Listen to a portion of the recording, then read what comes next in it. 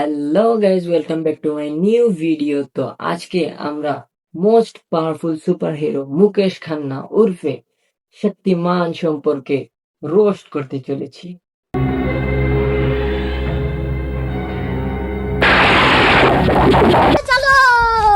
सब आ गए थे उस टाइम पे भाई, हमें खाने सब। शक्तिमान आ गया था यार। शक्तिमान रियली? शक्तिमान से कैसे लड़ेंगे यार? সামাই রায়না ভাই বলেছেন যে যেই সময় উনি পেরার মধ্যে ছিলেন, শক্তিমান আঙ্কেল এসে আরো পেরা দিচ্ছিল। এর কারণ হলো শক্তিমান আঙ্কেল যেখানে ফ্রেম পায় সেখানেই চলে যায়। শক্তিমান আঙ্কেল এবং কুত্তার মধ্যে একটাই তফাৎ আছে, কুত্তা হাড্ডি খুঁজে আর শক্তিমান আঙ্কেল ক্যামেরা খুঁজে। समझ रहे हो? काफी लोगों ने इसको सुनाया होगा। रियल इवन इसने कहा है कि अरे पुलिस का फोन आया था मेरे को, आप अपने सारे शो बंद कर दीजिए। वो बोलता मैंने बोला कि मैं क्यों बंद करूं, मैं एक डेमोक्रेटिक कंट्री में रह रहा हूं। अरे डेमोक्रेटिक कंट्री का मतलब ये नहीं होता कि आपको अभिव्यक्ति के आजादी का मतलब ये नहीं है कि आप दूसरों को हर्ट करें। যে সময় সামাই রায়নার খারাপ সময় চলছিল, তখন শক্তিমান আঙ্কেল এসে মোরাল হাই গ্রাউন্ডের কথা বলতেছে। আরে ভাই, কে মোরাল হাই গ্রাউন্ডের কথা বলতেছে? যে বাচ্চা মারছে শক্তিমান করে, সে মোরাল যদি হাই গ্রাউন্ডের কথা বলে, তাইলে আমাদের পুনিত সুপারস্টার বিষ খেয়ে মরে যাক ভাই, এটাতে কোনো আপত্তি নাই। है कुत्ते की दुम टेढ़ी की टेढ़ी रहती है। ভাই, আমাদের মুকেশ খান্না উর্ফে শক্তিমান আঙ্কেল, উনি আমাদের সামাই রায়না ভাইকে কুত্তার দাম বলেছেন। এটার অর্থ কি জানো? এটার অর্থ হচ্ছে কুত্তার লেজ। সামাই রায়না ভাই যদি কুত্তার লেজ হয়েও থাকে, তাহলে উনি কি কুত্তার পুটকির মতো মুখ? लेकर आया एक वीडियो जिसमें हंस रहे हैं लोग, तालियां मार रहे हैं लोग।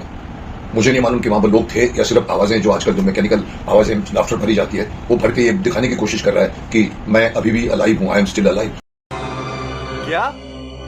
ये क्या पक रहे हो माँ? আরে ভাই, এটা সামাই রায়না শো। আপনার কি মাথার তারটা ছিঁড়ে গেছে নাকি? এই জায়গায় একটা স্টেডিয়াম ভাড়া করা হয়েছে শুধু কমেডি শো এর জন্য। এখন বুঝেন, এটা হলো একটা রিয়েল অরা একটা কমেডিয়ানের। আর আপনি যা করেন সেটা হলো লেরা। इसका ये शो तो इसको बंद नहीं। मैं तो अगर अपनी तरफ से अगर बोलूं, शक्तिमान की तरफ से बोलूं, गधे पे बिठाकर मुंह काला करके आप पूरे देश के हर शहर में इसको घुमाइए। ভাই, মুকেশ আঙ্কেল বলতেছে যে সামাই রায়নাকে গাধার পিছনে চড়ানোর জন্য। ভাই, এটা কিভাবে বলতে পারে?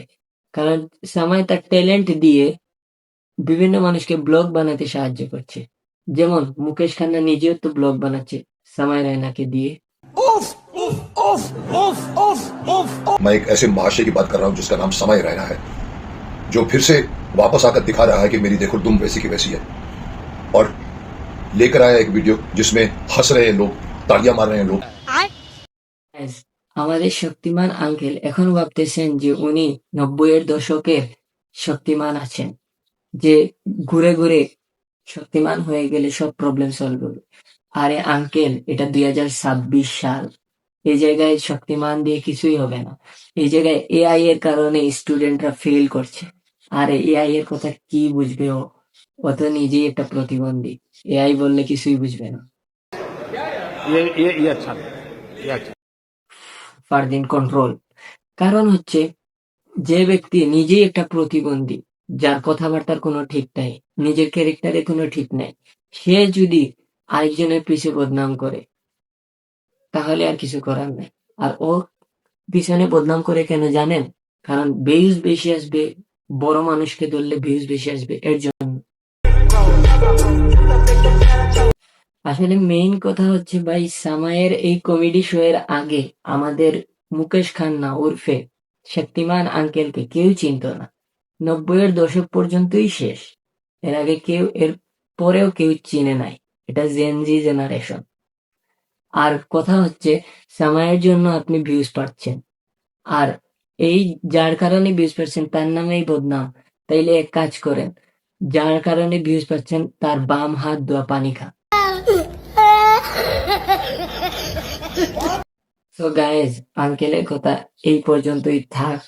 বেশি কথা বললে আবার আমার উপরে চড়ে যাবে।